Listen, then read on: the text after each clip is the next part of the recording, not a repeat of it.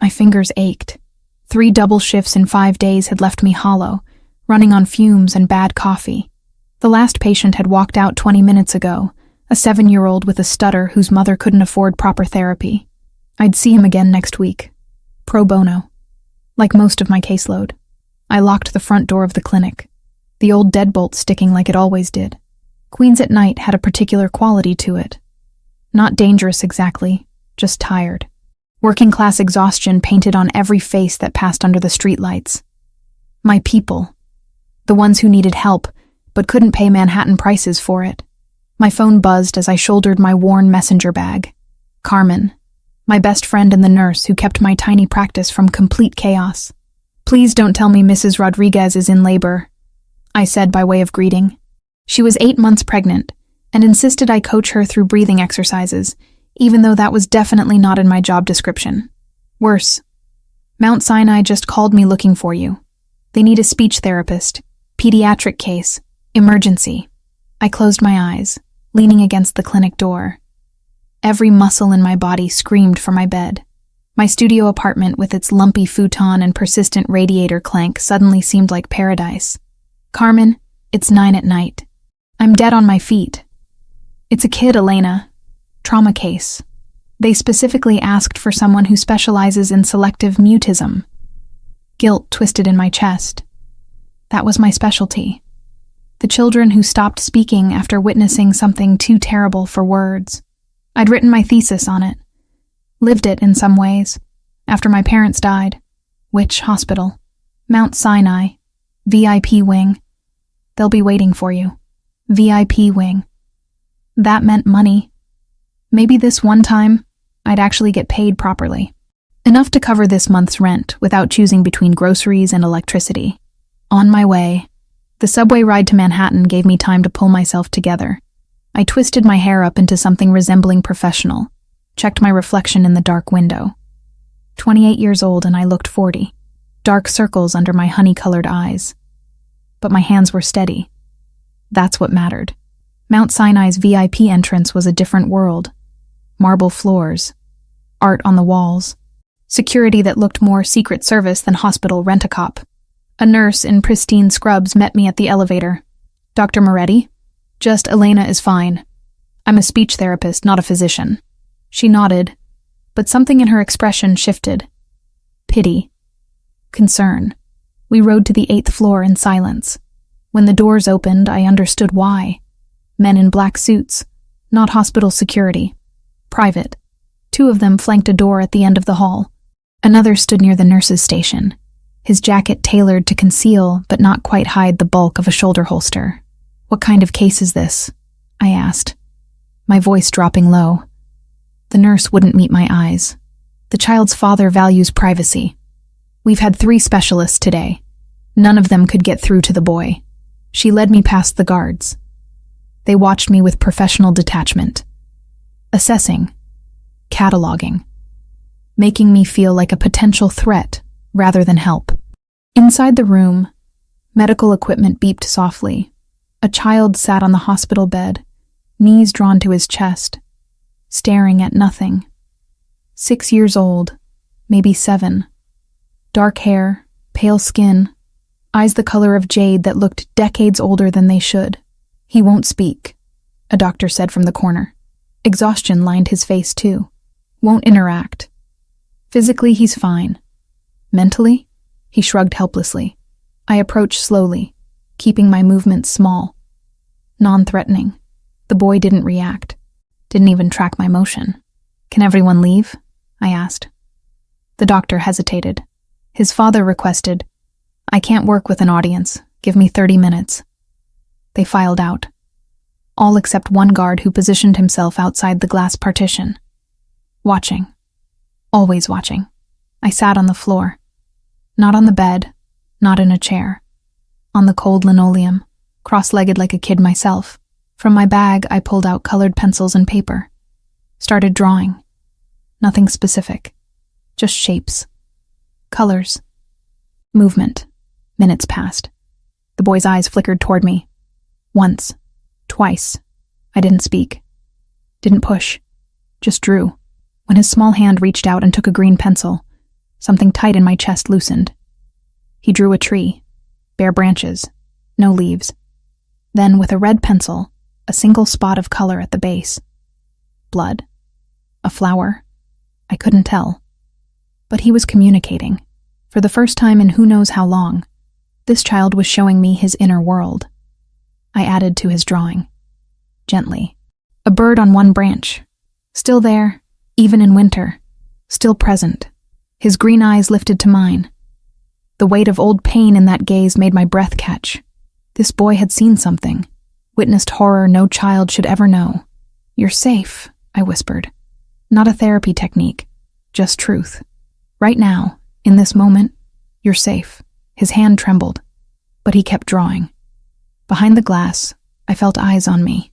Not the guard. Someone else. The intensity of that stare raised goosebumps on my arms. But I didn't turn. Didn't break the fragile connection I'd built with this broken child. By the time I emerged, it was past 11. The doctor looked stunned. He engaged. Actually engaged. In 3 years, we've never... He shook his head. "His father wants to speak with you." "I need to..." He insists. The parking garage was nearly empty. My ancient Honda Civic sat alone under a flickering light. I was fumbling for my keys, bone-tired and emotionally wrung out, when footsteps echoed behind me. "Dr. Moretti." I turned. The man from behind the glass. I knew without being told. The father. He was tall. 6'2", maybe 6'3". Dark hair swept back from a face that belonged on Roman coins. Sharp jaw. Stronger features. But it was his eyes that stopped me. Green like his son's, but Arctic. Calculating. The eyes of a man who saw everything and gave away nothing. "Just Elena," I managed, hating how my voice wavered. "You helped my son." Not a question. His voice was deep, accented with something Mediterranean. Italian, maybe. Each word precisely chosen. 3 years, 15 specialists. You accomplished in 1 hour what they couldn't in months. I got lucky. Sometimes kids respond to art therapy when traditional methods fail. He moved closer. Not threatening, but deliberate. The expensive fabric of his suit whispered with each step. This was a man accustomed to being obeyed. "I want to hire you. Exclusive contract. Name your price." The offer hung between us. Tempting. God, so tempting. My rent was overdue. The clinic barely broke even. I could pay off my student loans, maybe even afford real furniture. But something in his intensity set off warning bells. "I can't," I said. "I have other patients. Children who need me. I can't abandon them for one case, no matter how much you're offering." His expression didn't change. But something flickered in those cold eyes. Surprise? "Everyone has a price, Dr. Moretti." "Elena, and you're wrong." I turned toward my car. My hands shook as I tried to unlock it. He was still there, watching, waiting. "Your son needs therapy," I said without looking back. "Not an employee. He needs someone who chooses to help him, not someone on your payroll. I'll come back, but on my terms. I work with him at my clinic, my schedule. You don't buy me, understand?" Silence. Then, soft enough I almost missed it. "What's your name?" "I told you. Elena. Your full name." "Elena Moretti. 28 years old. Speech therapist. Licensed in New York. Specializing in childhood trauma and selective mutism." I finally got the door open. Met his eyes across the roof of my car. "Anything else you need to know before running a background check?" That almost smile again. "Everything about you, Elena Moretti. I'll know by morning." Creepy, but not surprising. "Good night, Mr. Bellavita. Adriano Bellavita." The name meant nothing to me. Should it have? The way he said it suggested people usually recognized it, reacted to it. I slid into my car. "Your son's name?" "Luca." "Luca," I repeated softer. "He's strong. Stronger than you probably realize. Tomorrow, 6 p.m., I'll come back. But we do this my way, or not at all." I drove away. In my rearview mirror, Adriano Bellavita stood under the parking garage lights, watching until I disappeared from view. My phone rang before I hit the highway. Unknown number. "You should know." His voice filled my car, dark and certain. "No one refuses me, Elena. No one walks away from Adriano Bellavita on their own terms. Well, I said, surprising myself with the steadiness in my voice. I just did. See you tomorrow. Don't be late. I hung up. My hands were shaking. My heart raced. But somewhere under the fear, under the exhaustion, something else stirred. I'd just said no to the most dangerous man I'd ever met. And somehow, impossibly, I'd survived it. What I didn't know yet was that surviving him would be the easy part. It was wanting to stay that would nearly destroy me. The week passed like water finding cracks in stone, slow, relentless, changing everything it touched. 3 times a week, I drove from Queens to the Upper East Side, leaving behind my cramped clinic to enter Adriano Bellavita's fortress. Each visit felt like crossing into another country, one where men in dark suits watched from corners, where marble floors echoed with footsteps that never seemed to belong to anyone, where cameras tracked movement through hallways wide enough to hold my entire apartment. But none of that mattered once I sat across from Luca. The boy was 6 years old, I'd learned. 6 years of silence since the day his mother died. 6 years of specialists failing, of medications that dulled but never healed, of a father who ruled an empire but couldn't reach his own son. On my 3rd visit, something shifted. Luca sat by the window in what they called the therapy room, a converted library with floor-to-ceiling shelves and afternoon light that made dust motes dance like tiny spirits. His small hands moved across paper, creating shapes that weren't quite pictures, but weren't meaningless either. Trees without leaves, birds without wings, a house with no door. I didn't speak, just watched, just existed beside him in the quiet. Then his fingers reached toward a set of wooden blocks I'd brought. Not the expensive therapeutic toys his father had surely purchased, but simple painted cubes my grandmother had made me when I was young. They smelled like her attic, like memory. Luca stacked them, not randomly, but deliberately, building something only he could see. His lips moved, forming soundless words. Almost. So close. A throat cleared behind me. I turned to find a woman in her 50s standing in the doorway, silver threaded through her black hair, pulled back in a practical bun. Her face carried the kind of warmth that comes from years of caring for others. Laugh lines around dark eyes that assessed me with maternal precision. Forgive the interruption. Her accent was Italian, rich as olive oil. I am Sophia. I manage the household, and apparently, I also managed to interrupt important moments. But she was smiling. And more remarkably, Luca had turned to look at her. Actually looked, instead of staring through people like they were glass. He likes you, Sophia said quietly, moving into the room with practiced ease. In 3 years, I've never seen him build anything. He knocks things down, never builds. The implication settled heavy in my chest. This boy had watched his world collapse.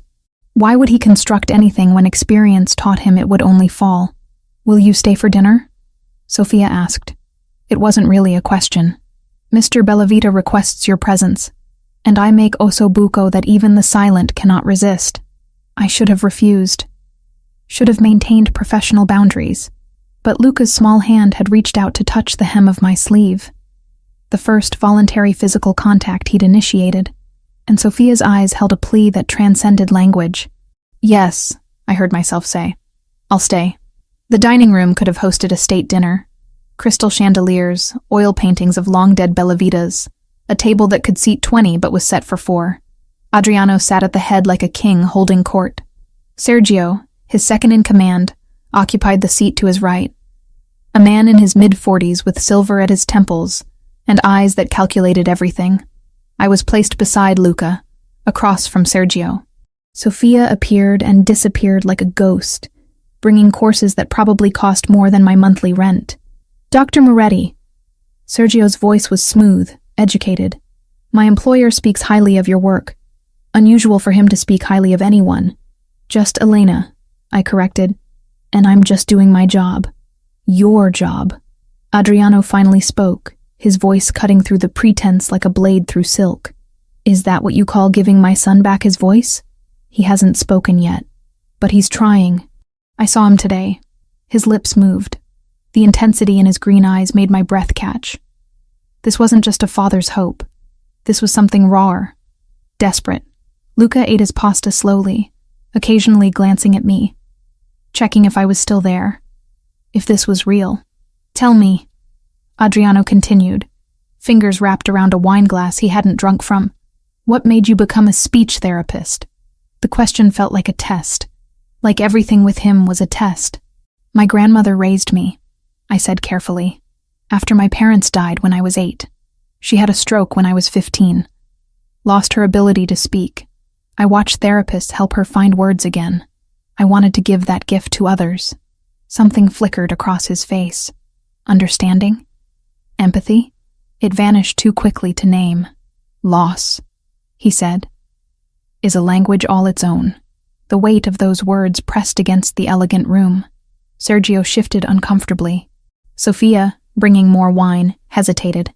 "Luca lost his mother 3 years ago," Adriano continued, his gaze never leaving mine. "She died protecting him. Took a bullet meant for me. He watched her fall. Watched her." He stopped, jaw clenching. He hasn't spoken since. My throat tightened. I'd suspected trauma, but this level of violence, witnessed by a 3-year-old child. "I'm sorry," I whispered. Inadequate words, but all I had. Sorry doesn't bring her back. Sorry doesn't give my son his voice. His hand gripped the glass harder. "But you might. So tell me, Elena Moretti, what will it take to make you work exclusively for us? Name any price. I already told you. And I heard you. But circumstances change. Threats evolve. The people who killed my wife are still hunting. Anyone close to Luca becomes a target. Including you." The temperature in the room dropped 10 degrees. "What are you saying?" Sergio leaned forward. "What Mr. Bellavita is delicately suggesting is that your involvement with his son has attracted certain attention. The Solnsevskaya Bratva, Russian mafia," Adriano cut in. "They've noticed you, your visits here, your clinic in Queens. They're watching, trying to understand if you're leverage, if you matter to me. I don't matter to you. I'm just his therapist." His green eyes burned.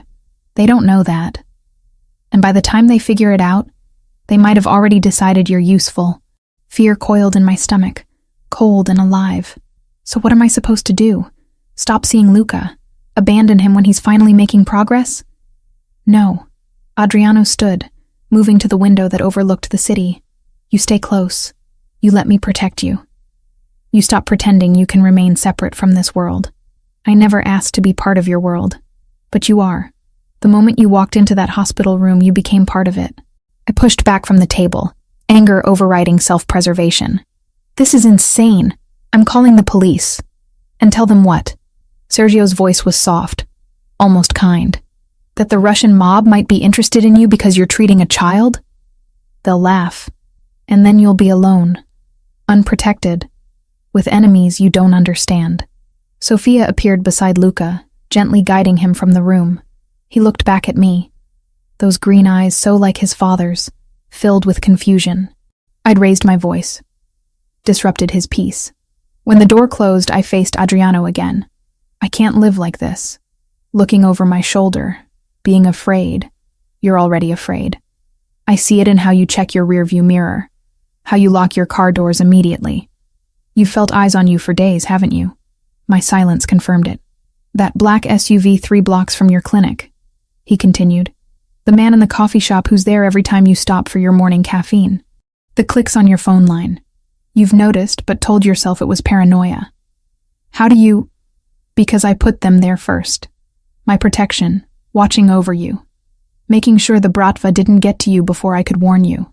The room spun. He'd been surveilling me, invading my privacy while claiming it was for my own good. "Get out," I whispered. "I need to leave. Now. Elena." "No. You don't get to do this. You don't get to make me a prisoner in your war. I'm done." I grabbed my bag, heading for the door. He didn't stop me. Didn't chase. Just called after me with absolute certainty.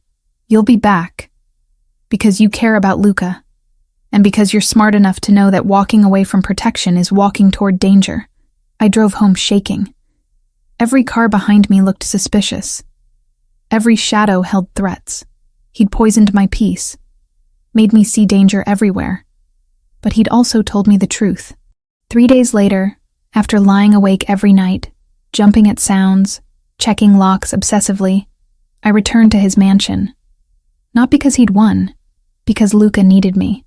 And because, terrifyingly, I was beginning to understand that in Adriano Bellavita's world, protection and possession were two sides of the same coin. I just hadn't decided yet which side was facing me. The piano keys felt cool beneath my fingertips, smooth ivory that had been played before. Sofia had mentioned it once belonged to Adriano's late wife. Now it sat in the corner of the therapy room, a ghost of memory draped in afternoon light. Luca stood near the window, small shoulders rigid with the tension he carried like armor. 10 days had passed since my first visit. 10 days of slow progress. Gestures, eye contact, the fragile architecture of trust being built one careful brick at a time. But no words. Not yet. "Do you like music?" I asked, knowing he wouldn't answer. Knowing the question wasn't meant for his voice, but for his heart. His eyes flickered toward the piano. Something shifted in his expression. Curiosity? Longing? I couldn't tell. I sat on the bench, positioning myself sideways so he could see my face. My fingers found middle C, pressed gently. The note hung in the air between us, pure and uncomplicated. Luca turned fully, watching. I played something simple, a lullaby my grandmother used to sing when nightmares chased me through childhood. The melody was older than memory, passed down through generations of Italian mothers soothing frightened children. Slowly, like a deer approaching water, Luca moved closer. His small hand reached out, hovering over the keys, not touching, just feeling the vibrations in the air. "Go ahead," I whispered. "You can't break it." His index finger pressed down. A single note joined mine.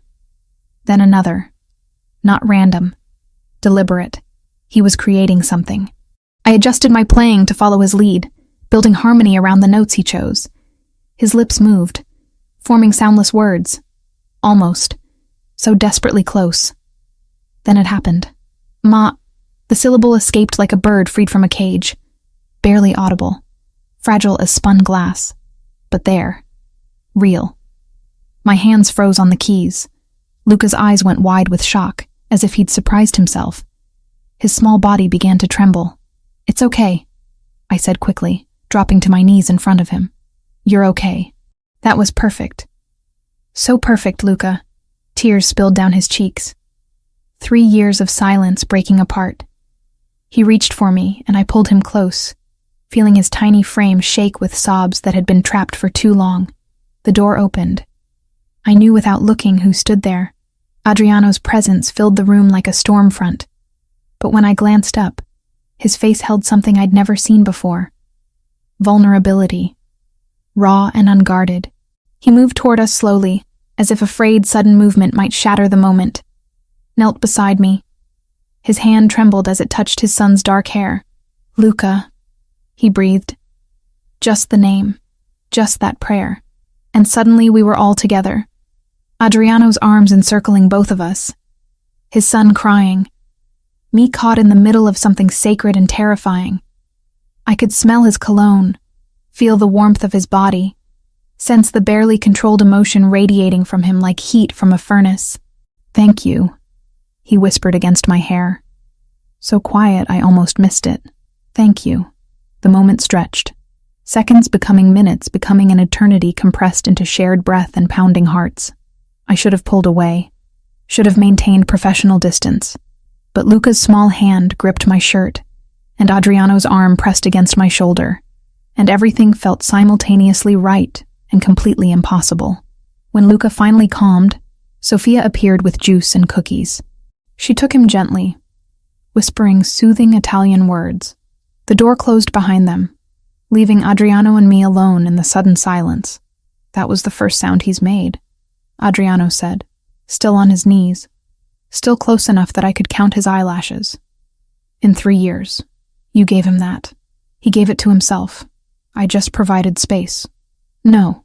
His hand lifted, almost touching my face before he caught himself. Stopped. The air between us crackled. You brought light into darkness. You brought hope into a house that had forgotten what that felt like.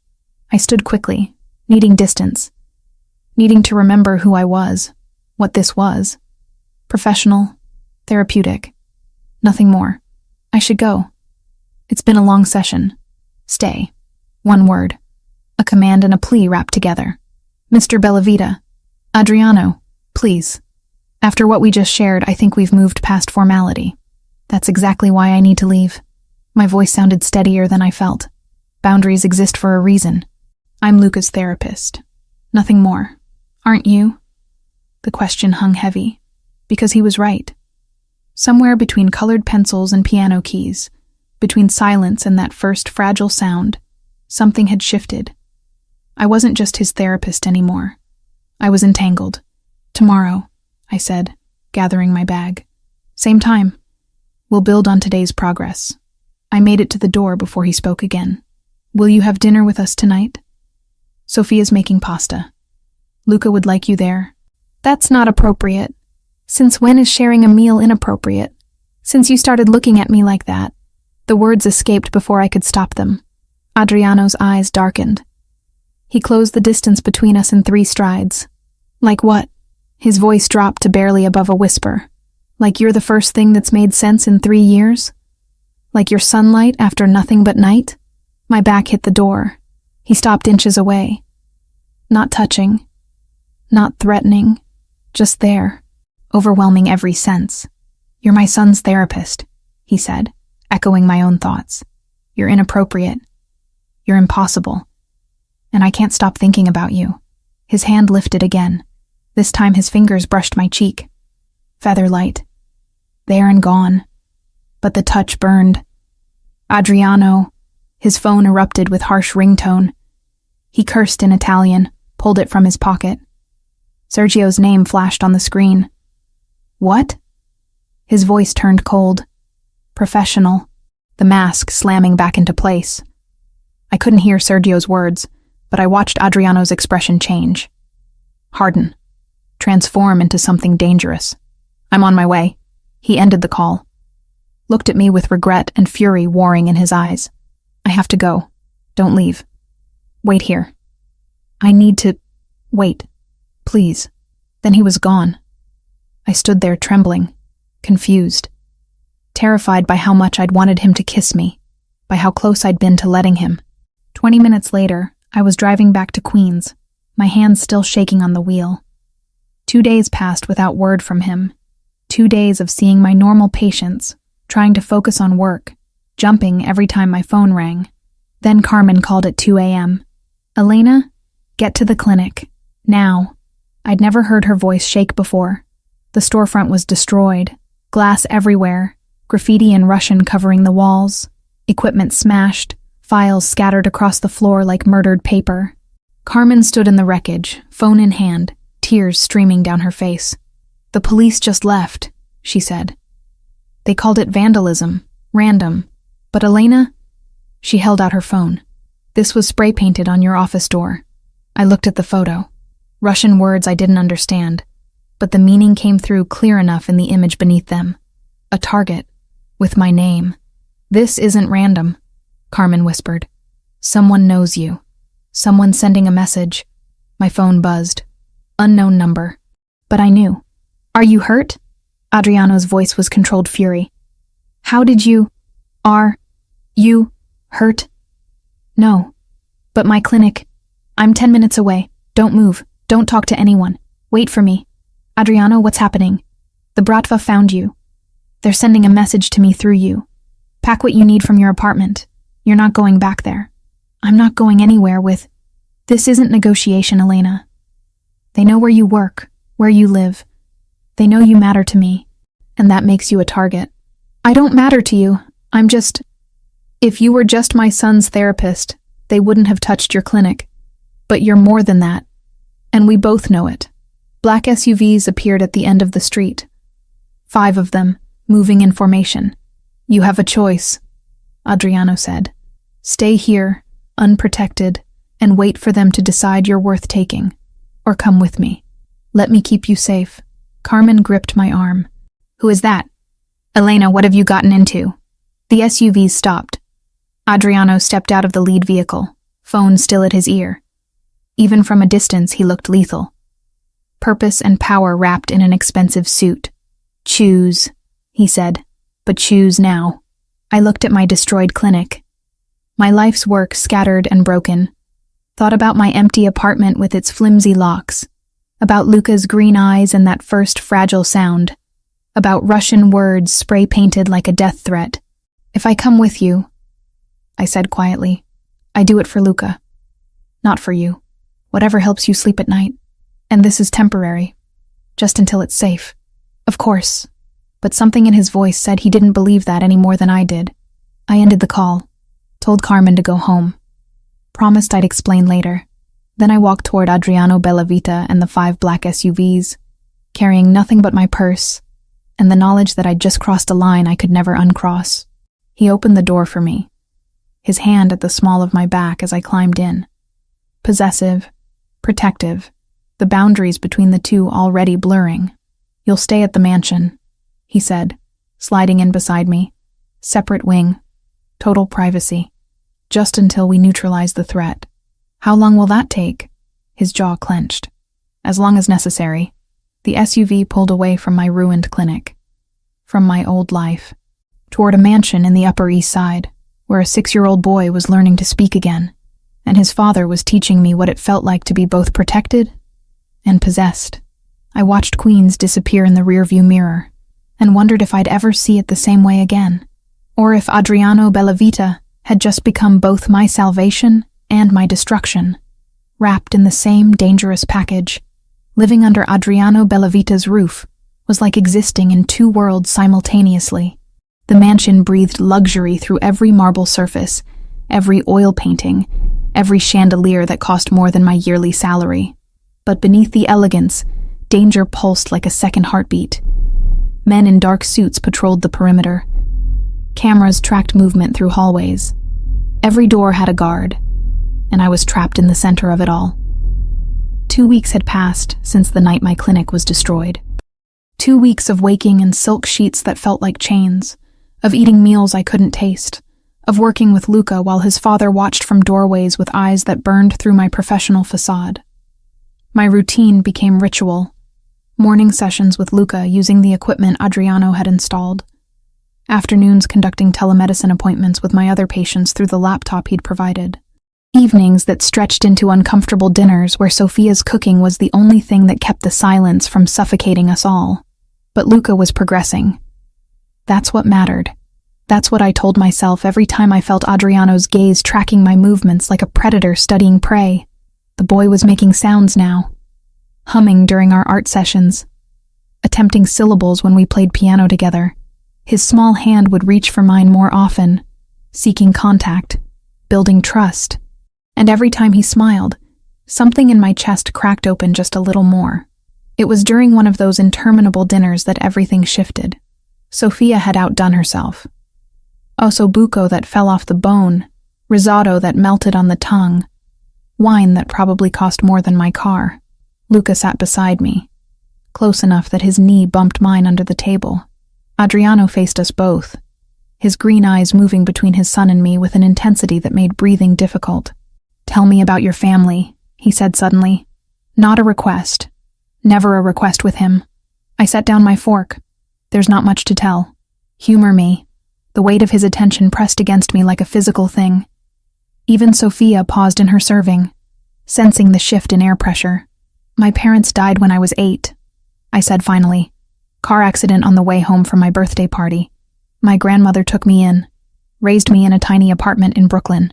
She had a stroke when I was 15. Lost her ability to speak for 2 years before she got it back. I traced the rim of my wine glass. That's why I became a speech therapist. To give others what she fought so hard to reclaim. Luca's small hand found mine under the table. Squeezed. The gesture undid me more than any words could. "And your grandmother?" Adriano's voice had softened. Barely perceptible, but I heard it. "Died 3 years ago. Heart attack. I was alone after that." "Not anymore." The words hung between us, loaded with meaning I wasn't ready to unpack. Sophia cleared her throat, suddenly very interested in removing plates that were still half full. "Luca, come," she said gently. "Bath time, Piccolo." The boy looked at me, those jade eyes questioning. I nodded, trying to smile. "Go ahead. I'll see you tomorrow." But he didn't move. His lips formed shapes, working toward something. Adriano leaned forward, every muscle tensing. Then it came, clear as a bell, perfect as prayer. "Papa." The single word detonated in the silence like a grenade. Adriano's face transformed. 3 years of control shattered in an instant. His hand reached across the table, trembling as it touched his son's dark hair. "Yes," he breathed. "I'm here. Papa's here." Luca said it again. "Papa," testing the word, tasting its shape, finding his voice after years of silence. I stood quickly, needing to give them space, needing air, needing distance from the raw emotion flooding the room. But Adriano rose too, crossed to me in 3 strides. His eyes blazed with something feral and grateful and desperate all at once. "You did this," he said. "You brought him back. He brought himself back. His hand lifted, cupped my face. His thumb traced my cheekbone with aching gentleness. The contact sent electricity racing down my spine. "Elena," he whispered. My name had never sounded like that before, like benediction and damnation wrapped together. He leaned in, slowly, giving me time to pull away, to stop this, to remember every reason why this was wrong. But I couldn't move, couldn't breathe, couldn't do anything but stare at his mouth as it came closer, closer. His phone erupted with harsh sound. He froze, cursed viciously in Italian, pulled back just enough that I could think again. "Don't move," he ordered, voice rough. "This isn't finished." He stalked from the room, phone pressed to his ear. Barking orders I didn't understand. I sagged against the table, heart hammering. Sophia appeared beside me like a ghost. "That man," she said quietly, "has not looked at anyone the way he looks at you. Not since Natalia died. Be careful, Kara. His world is not kind to the things he loves." The warning should have scared me. Instead, it made something dangerous bloom in my chest. Hours later, I lay awake in my borrowed bed, staring at shadows on the ceiling. Sleep refused to come. Every time I closed my eyes, I felt his hand on my face, heard my name in his voice. Footsteps in the hallway made me tense.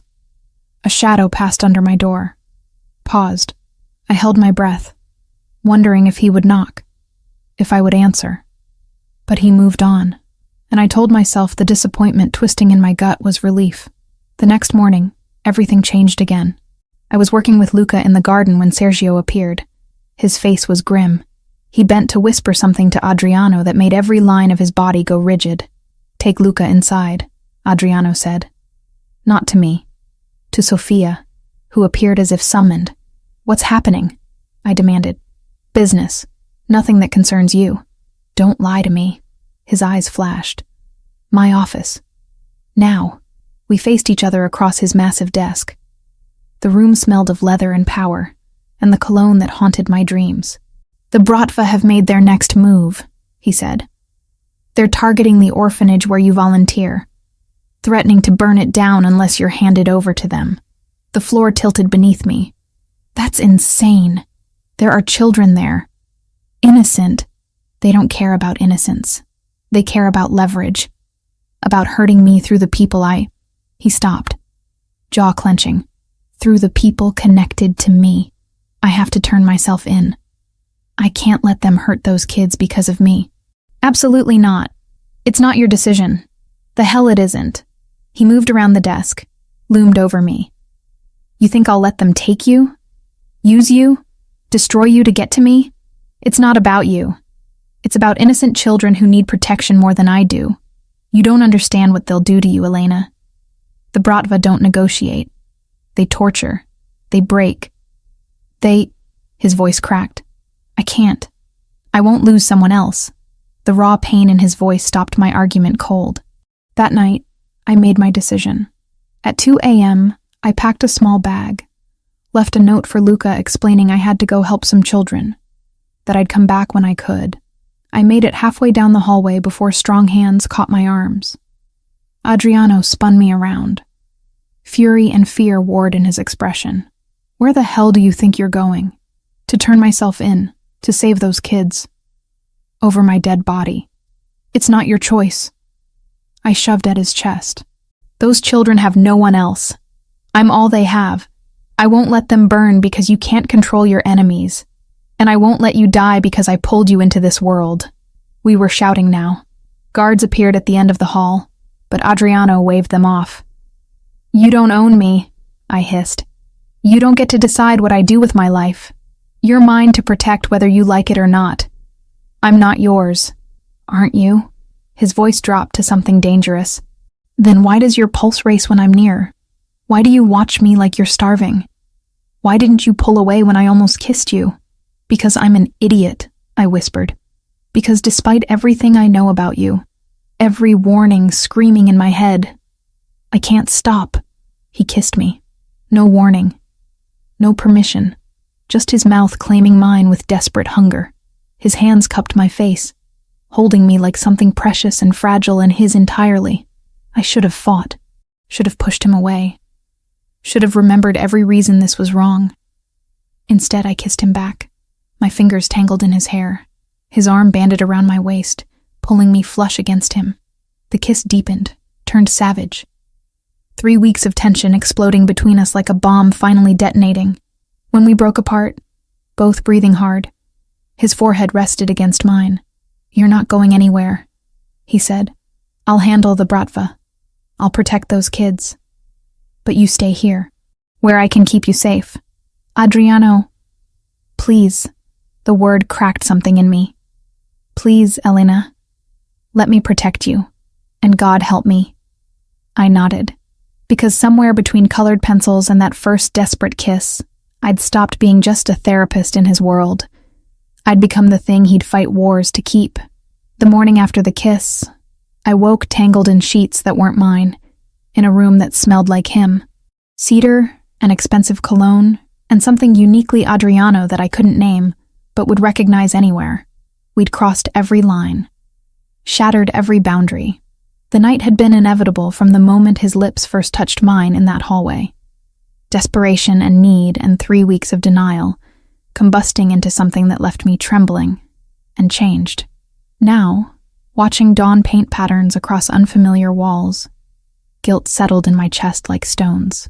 I'd slept with the father of my patient, violated every ethical standard I'd sworn to uphold, become exactly what I'd promised myself I'd never be, entangled, compromised, lost in a world that wasn't mine, but God. The way he'd looked at me, like I was salvation and sin wrapped together, like I was the only thing keeping him tethered to humanity. I dressed quickly, slipping back to my own room before anyone could see, before Sophia's knowing eyes could confirm what my body already knew, before Luca could sense the shift between his father and me.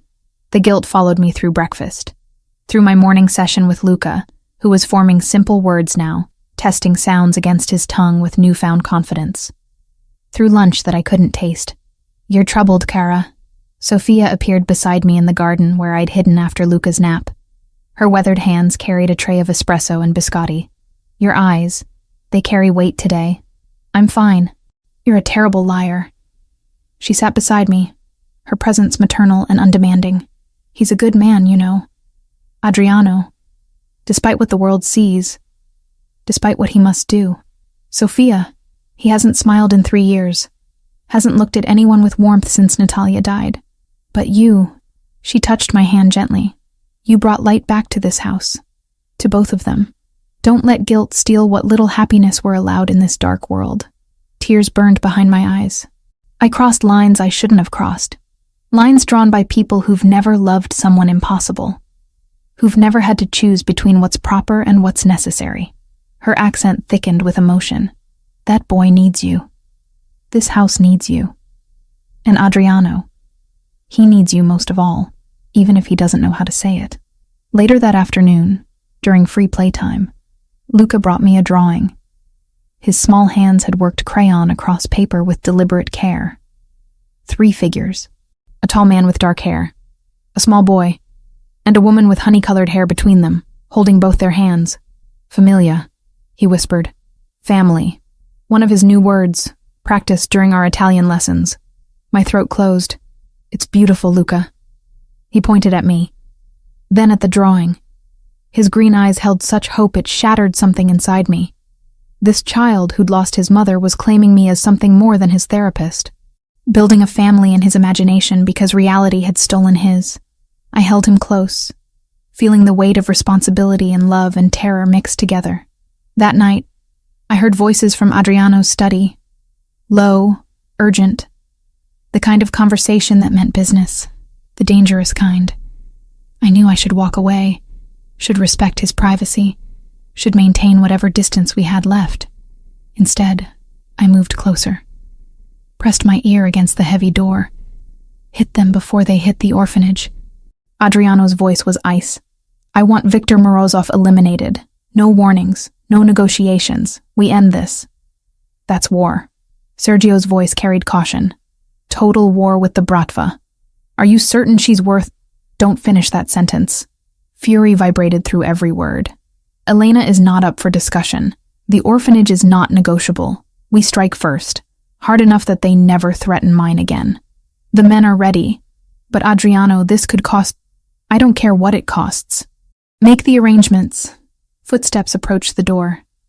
I fled down the hallway, heart hammering, mind racing with what I'd heard. He was going to war, starting a conflict that could kill dozens, all because I'd become someone he considered his to protect. When he found me in the library an hour later, I was ready. You can't do this, I said, without preamble. His expression shuddered. You were listening. You're starting a war because of me. Because of threats against an orphanage. People will die, Adriano. How many? 10? 20? How much blood is acceptable to you? However much it takes to keep you safe. That's insane. You can't just— Killing people isn't the answer to every problem. In my world, it's often the only answer. He moved closer, his intensity filling the space between us. You want me to negotiate? To show mercy to men who threatened to burn children alive unless I handed you over? To trust that they'll honor any agreement we make? I want you to find another way. There isn't one. His control cracked. This is what I am, Elena. This is my world. Violence. Power. Decisions that would keep you awake at night. I've killed men for far less than threatening you. And I'll do it again without hesitation. Then what am I doing here? My voice broke. How can I love someone who solves problems with murder?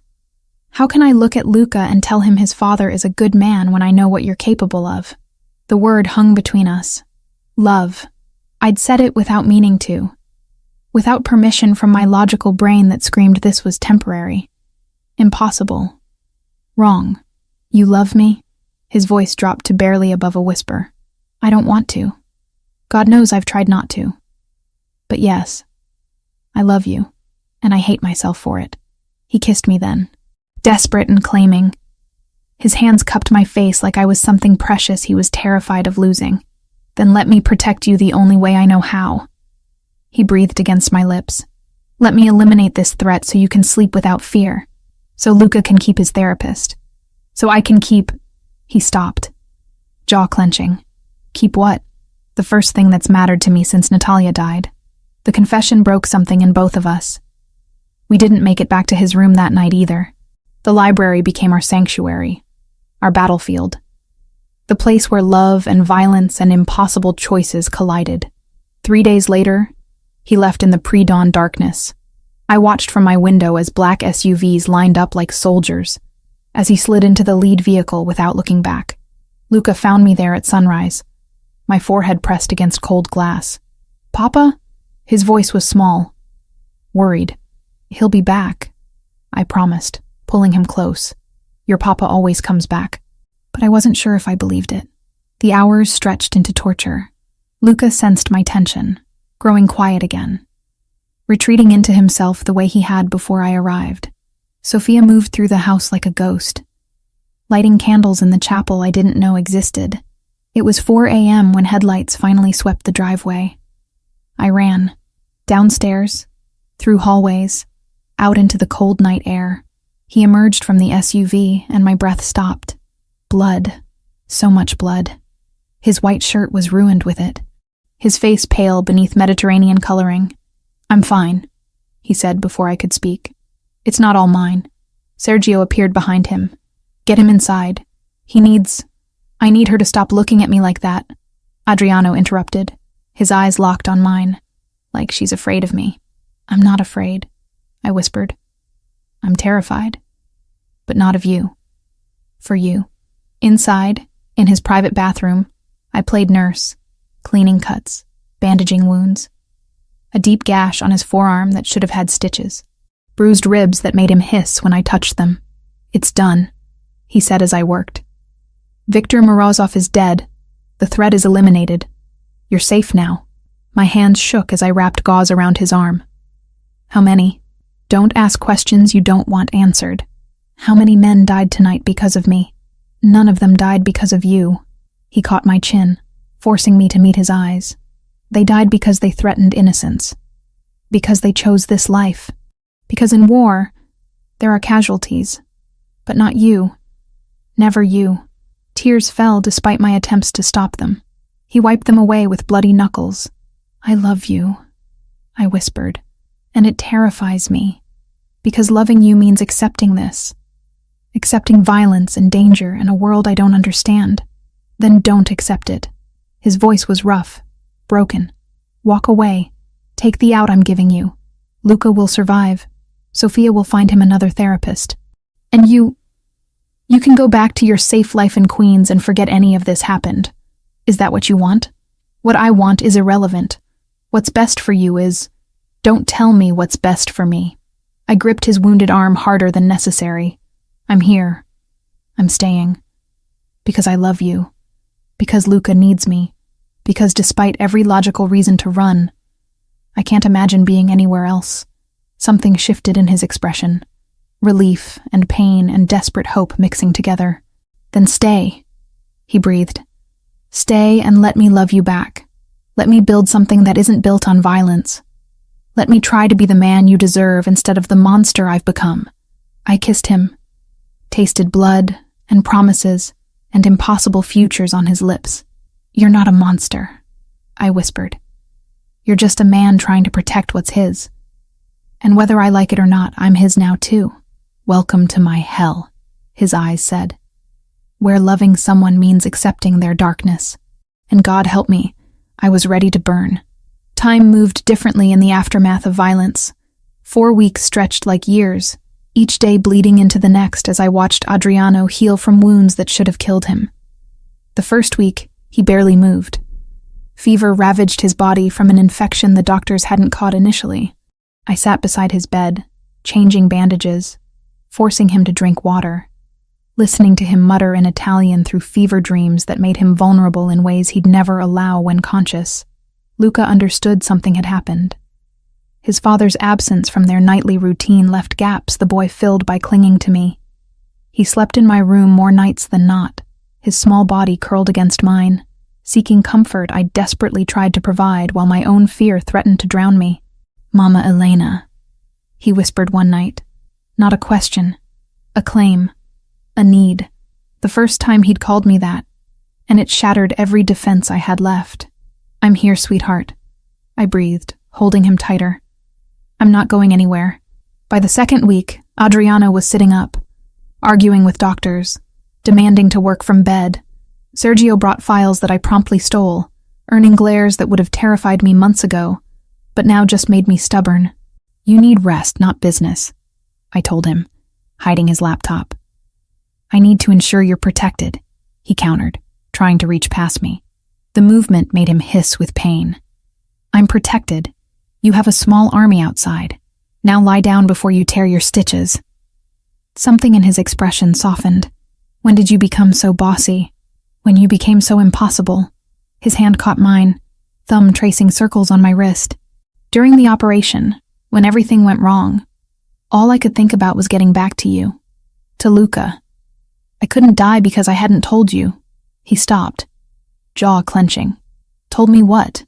"That I'm planning something. A surprise." But you have to be patient. I hate surprises. You'll love this one." His green eyes held secrets and promises. "Trust me." The third week brought color back to his face. He moved through the house like a caged predator, restless and healing. Luca started speaking in full sentences now, his vocabulary exploding with confidence. The boy's laughter echoed through hallways that had known only silence for years. "Papa," Luca said one afternoon, his hand in mine, "Mama Elena teaches me new words every day." I froze. So did Adriano. The casual way Luca claimed me as mother hung in the air between us, heavy with implication. "Does she?" Adriano's voice was careful, controlled, but his eyes burned. "And what do you think about that?" "I love Mama Elena." Simple. Certain. The truth of a 6-year-old who didn't understand complications. Adriano's gaze locked on mine. So do I. The words stole my breath. We'd said it before, in moments of desperation and passion. But this was different. This was in front of his son. This was a declaration with witnesses. Week 4 arrived with autumn colors painting the estate in gold and red. Adriano was fully healed, though he still favored his left side when he thought I wasn't watching. He'd been secretive all morning, disappearing with Sergio, returning with a smile that made my stomach flip. "Get dressed," he told me after lunch. "Something nice. We're going out." "Out? Adriano, I haven't left this house in—" "I know. Which is why you need this." The car ride was a mystery. Blindfold optional, he'd joked, but I refused. I needed to see where we were going. Needed the illusion of control, even as everything spiraled beyond my grasp. We pulled up to my old clinic in Queens. Except it wasn't my old clinic anymore. The building had been completely renovated. New windows. Fresh paint. A sign that made tears blur my vision. Moretti Center for Pediatric Speech Therapy. "What did you do?" I whispered. "Come inside." The interior was unrecognizable. State-of-the-art equipment filled therapy rooms I'd only dreamed of. Toys organized by developmental stage. Technology that cost more than I'd make in 10 years.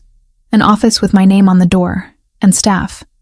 5 speech therapists introduced themselves, all highly qualified, all ready to work under my direction. "I don't understand," I managed, overwhelmed and dizzy. Adriano guided me to the office, closing the door. From his jacket, he produced a folder. Legal documents, property deeds, all in my name. "It's yours," he said quietly. The building, the equipment, the staff salaries, all covered by a trust I established. "You can help hundreds of children now, not just the few you were struggling to see. Why would you? This must have cost millions." "You wanted to help people. I wanted to give you the means to do it. The building purchase started the day after the Bratva attacked. I wanted you to have something that was yours, untouchable, protected." My hands shook as I held the deeds. "Adriano, this is too much. It's not enough. It'll never be enough for what you've given me. Given Luca." He knelt then, actually knelt before me, pulling a small box from his pocket. Time stopped. "I know this is fast," he said, voice rough with emotion. "I know you deserve better than a man with blood on his hands. But Elena, you brought my son back to life. You brought me back to life. And I can't imagine existing in a world where you're not mine." The ring was perfect. A single diamond, elegant and simple, exactly what I would have chosen. "Marry me," he continued. "Not because of protection or convenience or proximity. Marry me because I love you with everything I am. Because Luca needs a mother. Because I need you more than my next breath." Yes, the word came without hesitation. Without fear. Just absolute certainty. "Yes, I'll marry you." He slid the ring onto my finger, then stood, pulling me into a kiss that tasted like promises and futures, and everything we'd fought to build together. "I love you," I breathed against his lips. "Even when I shouldn't. Even when it's impossible. I love you. Nothing about us has been possible from the start. Why start being logical now?" We laughed. Actually laughed in the middle of my new clinic, surrounded by dreams made real by a man who'd killed to protect them. That night, back at the mansion, Luca's shriek of joy when he saw my ring could probably be heard in Manhattan. Sophia cried. Sergio actually smiled, and for one perfect moment, everything felt like it might actually work. But later, after Luca slept and celebrations faded, I found Adriano on the terrace. His shoulders were tense, his jaw tight. What's wrong? Sergio received intelligence tonight. Victor Morozov had a nephew, Alexei. He's been quiet since his uncle died, but our sources say he's regrouping, building his own faction. Cold dread settled in my stomach. You think he'll come after us? I think men like Alexei live for vendetta. His uncle's death needs answering in their world. He turned to me, pulling me close. But tonight was perfect. You said yes. That's all that matters. We'll deal with threats when they come. Should we wait? Postpone the wedding until... No. His voice was steel. We move forward. We build our life. We don't let fear win. I nodded against his chest, listening to his heartbeat, trying to memorize this feeling, this moment of peace before the next storm. Sophia's words from weeks ago echoed in my mind. In our world, we never know how long happiness will last. So I held him tighter, wore his ring with pride, and chose to believe that love could survive anything, even when darkness waited in the wings, patient and hungry, counting down the moments until it could strike. Wedding preparations consumed the next 2 weeks like a fever. Sophia transformed the mansion into something from a dream. White roses everywhere, strings of lights that turned evening into magic. A chapel on the estate I'd never noticed, decorated with centuries of Bella Vita history. But beneath the beauty, I felt the weight of watching eyes. Security doubled. Guards I didn't recognize appeared at every corner, and Adriano's tension grew with each passing day, coiling tighter like a spring about to snap.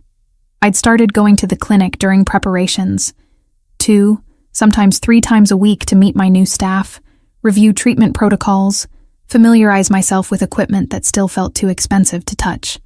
The therapists were brilliant, experienced, compassionate, eager to help the children who needed us most. Luca came with me sometimes, fascinated by the sensory room with its bubble tubes and fiber optic lights. He'd talk to other children now, his vocabulary expanding daily, his confidence blooming. Watching him help a younger child learn to form sounds made my heart swell with pride. "Mama Elena," he said one afternoon, tugging my sleeve. "When you marry Papa, I get to call you just Mama." I knelt beside him, throat tight. "If you want to, sweetheart, I'd be honored." "Good." He hugged me fiercely. "Because you're my mama now. The best mama." The night before the wedding, I couldn't sleep. Nerves and excitement and something darker churned in my stomach. I found Adriano on the terrace where we'd first really talked, staring at the city lights below. Second thoughts. His voice carried forced lightness. "About marrying you?" "Never." I moved beside him. "But you've been tense all week. What aren't you telling me?" His jaw clenched, the mask he wore so well cracking slightly. "There are things I've kept from you, to protect you, to let you have these weeks of happiness without fear." Ice formed in my veins. "What things?" He turned, capturing my hands in his.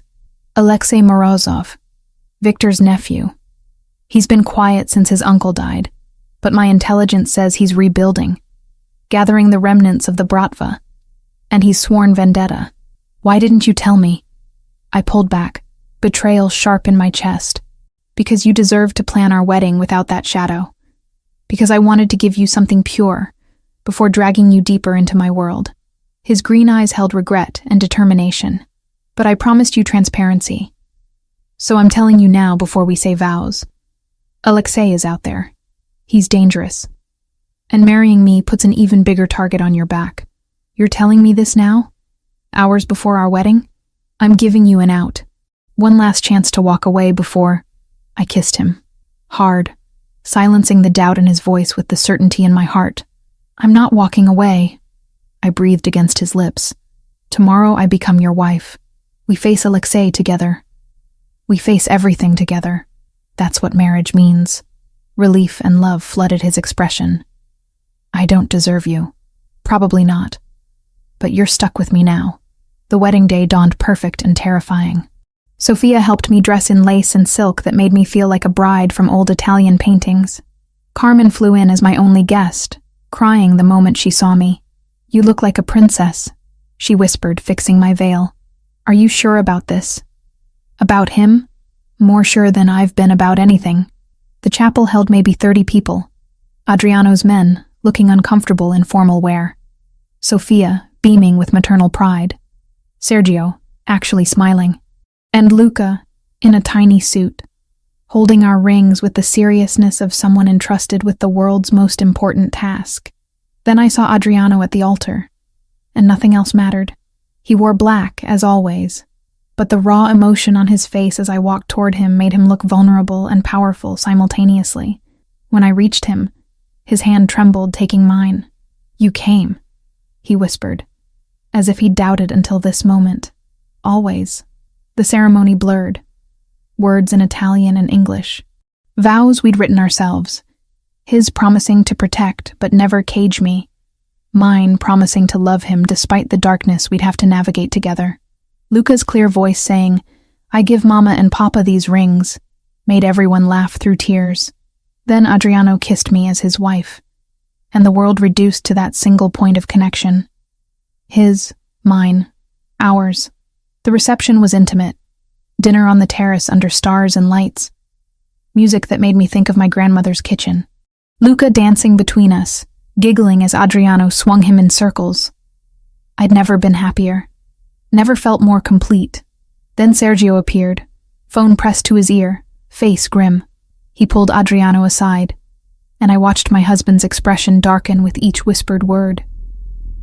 When he returned, his smile didn't reach his eyes, but he held me closer during our first dance, as if memorizing the feel of me in his arms. "What's wrong?" I murmured against his shoulder. "Nothing that can't wait until tomorrow. Tonight is ours." Hours later, finally alone in our bedroom, he made love to me like a man drowning and I was air itself. Reverent and desperate and consuming. "I love you," he breathed against my neck. "More than I thought possible. More than is probably safe." "Good," I whispered back. Because safe was never what we were about. Morning came too quickly. Sunlight painted gold across rumpled sheets, and bodies still tangled together. I could have stayed there forever. But Adriano was already awake. Tension radiating from him despite the intimacy of our position. "Tell me," I said quietly. "Whatever Sergio told you last night. Tell me now." He reached for his phone on the nightstand, pulled up a photo that made my blood freeze. Me, at the clinic. Recent. From this week. With a rifle scope crosshair painted over my face in red. On the back, a message in Russian that Adriano translated. "Your happiness has a price.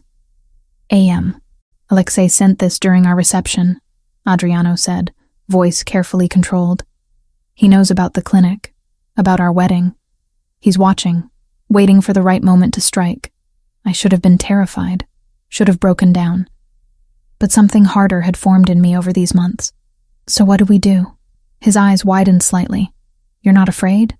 "I'm terrified. But I'm also your wife now." I knew what I was signing up for. I took the phone, studied the image of myself marked for death. I have patients who need me.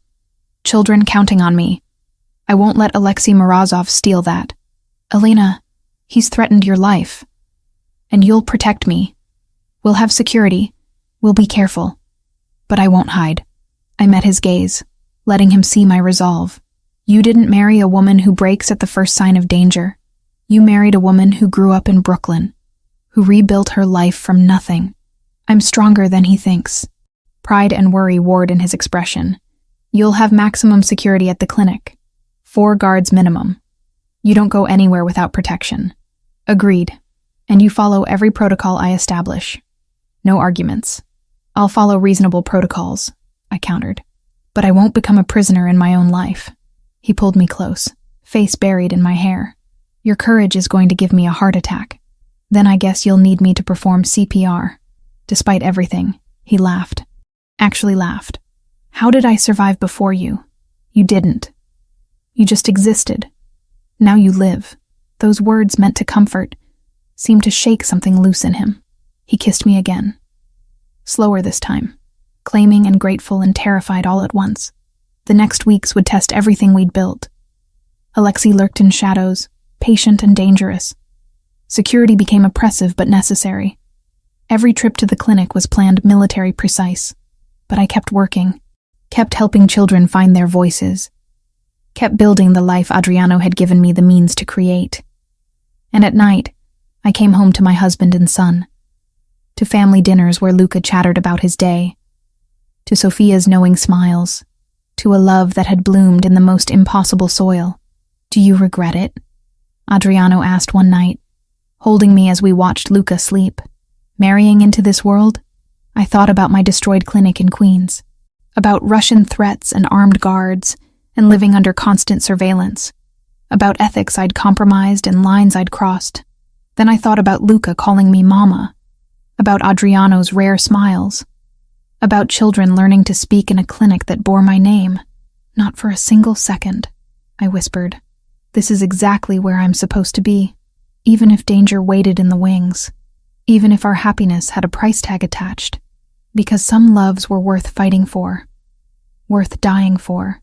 And Adriano Bellavita had become mine. The clinic had become routine again, almost normal, if you could call normal having 4 armed guards rotating shifts outside a children's therapy center. A week had passed since the wedding, and I'd settled into a rhythm that felt sustainable. Morning sessions, lunch with staff, afternoon appointments, home to Luca and Adriano by dinner. Luca stayed at the mansion now during my work hours, his father's orders non-negotiable. Sophia kept him entertained with cooking lessons and Italian stories, building a bond that warmed something deep in my chest. My son was safe, protected. That's what mattered. The little girl appeared on a Tuesday afternoon. 8 years old, dark hair, haunted eyes that reminded me too much of Luca 3 months ago. The social worker introduced her as Anya, a Russian orphan, recently traumatized, completely nonverbal. "We heard about your success with selective mutism," the woman explained, her accent thick with exhaustion. "The state services are overwhelmed. We thought maybe—" "Of course," I said immediately, kneeling to Anya's level. Recognition sparked something in me. This child needed help. Needed someone who understood silence. Security checked her paperwork. Scanned her belongings. Found nothing suspicious. Just a scared little girl with a worn backpack and eyes too old for her face. I should have known. Should have been more careful. But how do you turn away a child who needs you? The session went well. Anya responded to art therapy like Luca had, cautiously, but with genuine interest. I spoke to her in the Russian I'd learned for my immigrant patients, and something flickered in her expression. Understanding, maybe trust. 2 days later, during our second session, everything went wrong. The ventilation system hissed wrong. I noticed it first. A chemical smell. Too sweet. Too heavy. My training kicked in faster than thought. "Everyone out!" I shouted to the staff in the main area. "Gas! Get the children!" But my legs were already weakening. Anya collapsed first, small body crumpling. I crawled toward her, trying to cover her face with my sleeve. Darkness swallowed everything. I woke to rope burns and terror. A warehouse. Brooklyn, maybe. Based on the industrial sounds filtering through cracked windows.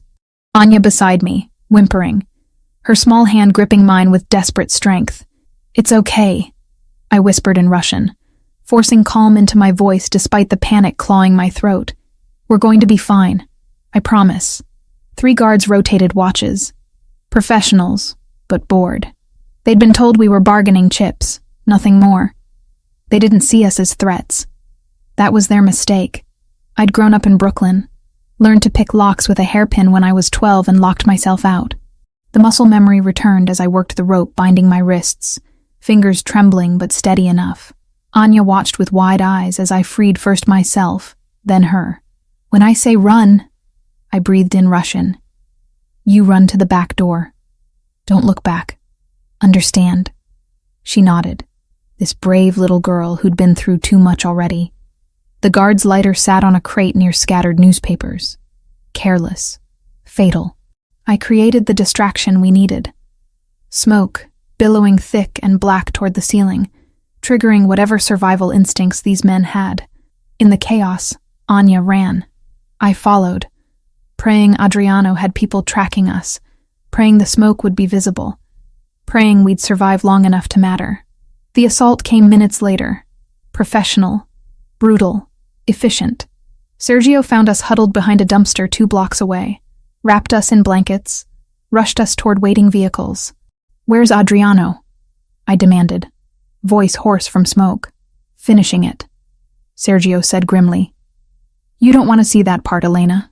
Trust me, he was right." I didn't. The hospital was sterile and safe and smelled like antiseptic instead of fear. They checked us both.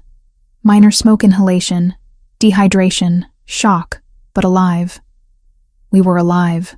Luca burst into the examination room an hour later, Sophia right behind him, both of them pale and shaking. "Mama!" He launched himself at me, sobbing into my chest. "Papa said bad men took you. I was scared. So scared. I'm here, baby. I'm okay." I held him with one arm, the other around Anya, who hadn't left my side. "We're both okay." Then Adriano appeared in the doorway, and the world stopped. Blood on his clothes. Exhaustion in every line of his body. But alive. He was alive. "It's done," he said quietly. "Alexei is dead. The threat is eliminated."